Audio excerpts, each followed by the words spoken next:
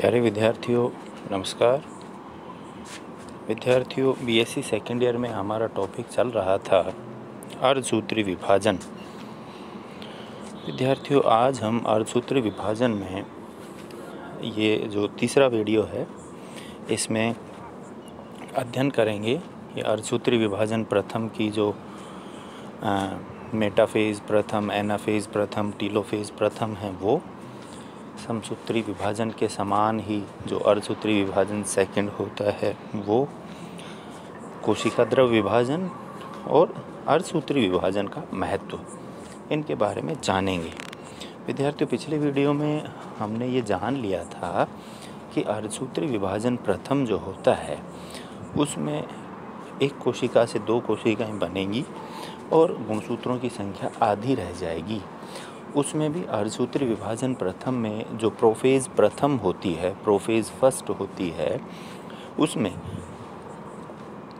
5 उप प्रावस्थाएं होती हैं, जाइगोटीन, पैकाइटीन, डिप्लोटीन, है ना, डाइकाइनेसिस।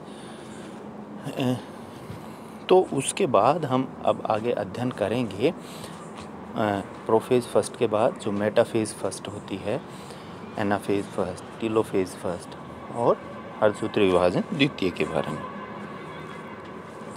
तो विद्यार्थियों मध्यावस्था प्रथम या जो मेटाफेज फर्स्ट होती है उसमें गुणसूत्र मध्य रेखा पर स्थित हो जाते हैं, समसूत्री विभाजन में भी होते हैं और मेटाफेज प्लेट का निर्माण करते हैं। ट्रैक्टाइल्स फाइबर गुणसूत्रों के साथ गुणसूत्र बिंदु या काइनेटोकोर से जुड़ जाते हैं। चतुष्कों के बीच प्रतिकर्षण अत्यधिक बढ़ जाता है, यानी जो मेटाफेज फर्स्ट है उसमें गुणसूत्र मध्य बिंदु की तरफ आ जाते हैं और जो चतुष्क होते हैं उनके बीच प्रतिकर्षण बढ़ जाता है। पश्चावस्था यानी एनाफेज फर्स्ट में प्रतिकर्षण के बढ़ने और ट्रैक्टाइल तंतुओं के सिकुड़ने के कारण चतुष्क के दोनों गुणसूत्र विपरीत ध्रुवों की ओर बढ़ने लगते हैं। विद्यार्थियों हमने ये जाना था कि जो प्रोफेज फर्स्ट है उसमें समजात गुणसूत्र जोड़े बनाते हैं, ठीक है, और मेटाफेज फर्स्ट में वो मध्य बिंदु मध्य प्लेट पर आकर एकत्रित हो जाते हैं और फिर जो एक पूरी संरचना होती है जिसमें प्रत्येक जो गुणसूत्र है वो 2 अर्ध गुणसूत्रों से मिलकर बना होता है और इस प्रकार से 4 अर्ध गुणसूत्र पाए जाएंगे, तो उसको हमने चतुष्क कहा था, चतुष्क कहते हैं। उनमें प्रतिकर्षण बढ़ने लगता है और प्रत्येक जो अर्ध गुणसूत्र हैं वो विपरीत ध्रुवों की तरफ बढ़ने लगते हैं। इस समय तर्कु माध्यमिक भाग से कुछ पिचक जाता है जिसके फलस्वरूप दोनों ध्रुवों की दूरी बढ़ जाती है और गुणसूत्र विपरीत ध्रुवों की तरफ बढ़ने लगते हैं। अंत्यावस्था प्रथम, इसमें गुणसूत्र ध्रुवों पर एकत्रित हो जाते हैं, केंद्रक, कला, केंद्रिक इत्यादि दोबारा निर्मित होने लगते हैं। इस प्रकार एक कोशिका में दोनों ध्रुवों पर एक एक केंद्रक बन जाता है जिसमें अगुणित गुणसूत्र ही उपस्थित होते हैं। और अर्धसूत्री विभाजन प्रथम के अंत में 2 केंद्रक निर्मित हो जाएंगे जिनमें गुणसूत्रों की संख्या मातृ कोशिका से आधी होगी। तो ये तो था अर्धसूत्री विभाजन प्रथम जिसमें गुणसूत्रों की संख्या आधी रह गई, इसलिए इसको न्यूनकारी विभाजन भी कहते हैं।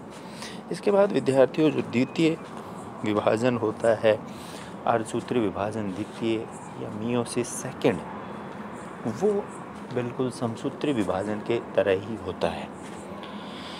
अर्धसूत्री सेकंड अंत्यावस्था पूरी होने से पहले ही या बाद में प्रारंभ होती है। सामान्यतः प्रथम अर्धसूत्रों द्वारा बनी दोनों कोशिकाएं या केंद्रक एक साथ ही विभाजित होते हैं। यह विभाजन समसूत्री विभाजन के समान ही होता है। दोनों केंद्रक या कोशिकाएं समसूत्री की 5 की निम्न प्रावस्थाओं द्वारा पुनः विभाजित होकर 4 केंद्रक बनाती हैं। यहाँ पर 5 नहीं 4 ही हैं। तो अर्धसूत्री विभाजन जो प्रथम है, मियोसिस प्रथम, वो इस प्रकार से होता है। आप देख पा रहे हो चित्र में, प्रोफेज फर्स्ट है, इसमें गुणसूत्र जोड़ों में पाए गए। फिर मेटाफेज फर्स्ट में ये मध्य प्लेट पर आकर एकत्रित हो गए। एनाफेज में ये अपनी अपनी ध्रुवों की तरफ खींचने लग गए। टीलोफेज में ध्रुवों पर एकत्रित हो जाते हैं, 2 केंद्रक बन जाते हैं और फिर कोशिका द्रव विभाजन होगा तो एक कोशिका से 2 कोशिकाएं बन गई और इनमें गुणसूत्रों की संख्या अपनी मातृ कोशिका से आधी होगी।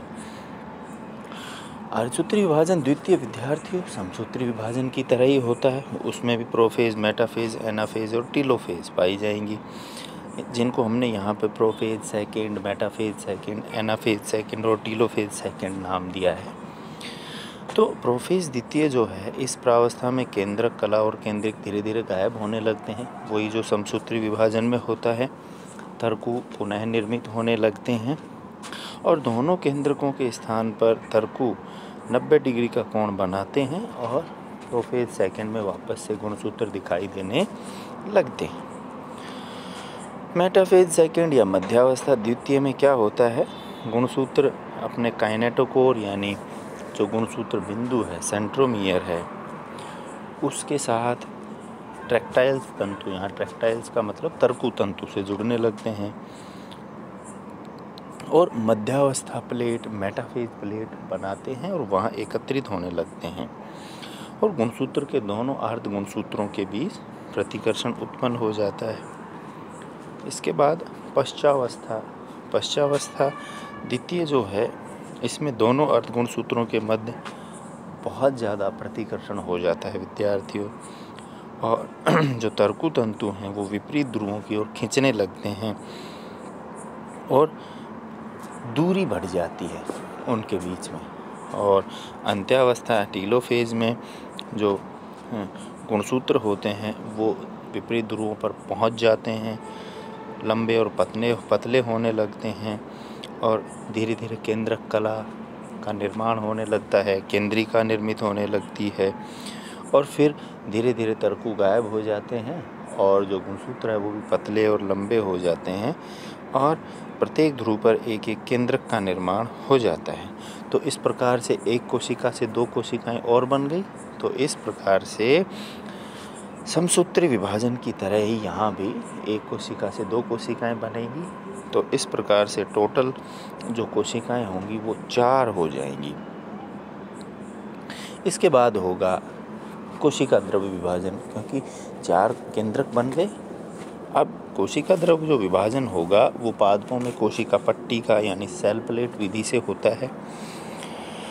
यदि कोशिका द्रव्य का विभाजन अर्धसूत्रण के प्रथम के बाद हो जाता है तो चारों केंद्रक अलग करती हुई भित्तियां बनाती कुल 4 कोशिकाओं का निर्माण होता है। कई बार ऐसा भी देखा गया है कि कुछ मातृ कोशिकाओं में 2 कोशिकाएं बनती हैं। अर्धसूत्री विभाजन के प्रथम भाग के अंत्यावस्था फर्स्ट के बाद ही कोशिका द्रव्य का विभाजन होने पर यह संख्या दिखाई देने लगती है। हालांकि इनमें द्विक संख्या कम मिलती है। पादपों में 4 संतति कोशिकाओं में सामान्यतः कोशिका द्रव्य का विभाजन अर्धसूत्री विभाजन के अंत्यावस्था सेकेंड पूर्ण होने पर ही होता है। कोशिका द्रव्य विभाजन 4 संतति केंद्रकों के निर्माण के पश्चात होता है। यानी 4 जब केंद्रक बन जाते हैं तो कोशिका द्रव्य उनके चारों तरफ इकट्ठा हो जाता है और 4 कोशिकाएं बन जाती हैं। तो इस प्रकार से अर्धसूत्री विभाजन में अंत में एक कोशिका 4 कोशिकाओं का निर्माण करेगी और उन चारों कोशिकाओं में गुणसूत्रों की संख्या अपनी मातृ कोशिका से आधी पाई जाएगी। अब बात आती है अर्धसूत्री विभाजन का महत्व।